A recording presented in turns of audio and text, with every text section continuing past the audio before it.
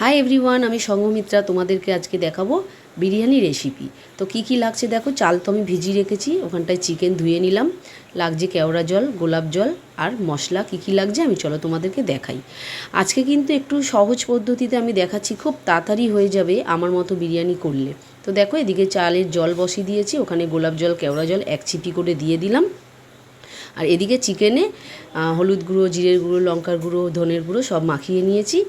দেখো, এবার হচ্ছে পেঁয়াজ কেটে রেখেছিলাম, পেঁয়াজটা পেরেস্তা করে নেবো। আমি প্রেশার কুকারেই করি বিরিয়ানি। একটু দেখো, খুব সহজ হয় আর তাড়াতাড়ি হয়। এই যে আমার এই তেলেই কিন্তু আমি চিকেন করব। এই যে পেঁয়াজটা ভাজা হয়ে গেছে, এই এই তেলেই কিন্তু আমি চিকেন করে নিই। তো দেখো, খুব সহজ, খুব তাড়াতাড়ি কিন্তু বিরিয়ানিটা হয়ে যায়। এরকম পদ্ধতি অনেকে জানে না, আবার অনেকে জানে, তাই তোমাদের কাছে একটু শেয়ার করলাম। তো চলো সঙ্গে থাকো। এই যে দেখো, চিকেনটা কিন্তু আমি একটু নাড়িয়ে নিই, জল দিয়েই কিন্তু আমি একটা সিটি মেরে নেব। এই যে জল দিয়ে দিলাম।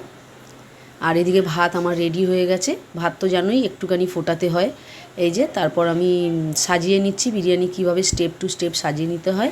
এই যে দেখো, মশলা দিয়ে দিলাম, চিকেন দিয়ে দিলাম। খুব সহজ হয়, খুব তাড়াতাড়ি হয়, বেশি কষাতেও লাগবে না চিকেন, তোমাদের প্রেশারেই কিন্তু হয়ে যাবে। তো দেখো, এই যে সাজিয়ে নিলাম। আর এইখানটা আমি গোলাপ জল, কেওড়া জল আর একটু রং দিয়ে রেখে দিয়েছিলাম, এই যে দিয়ে দিলাম। আর লাস্টে দিয়ে দিলাম একটু ঘি। আর চিকেনে কিন্তু একটু নুন বেশি দিয়েছি, তাই চিকেন দিইনি। এই যে দেখো, বিরিয়ানি কমপ্লিট। টাটা।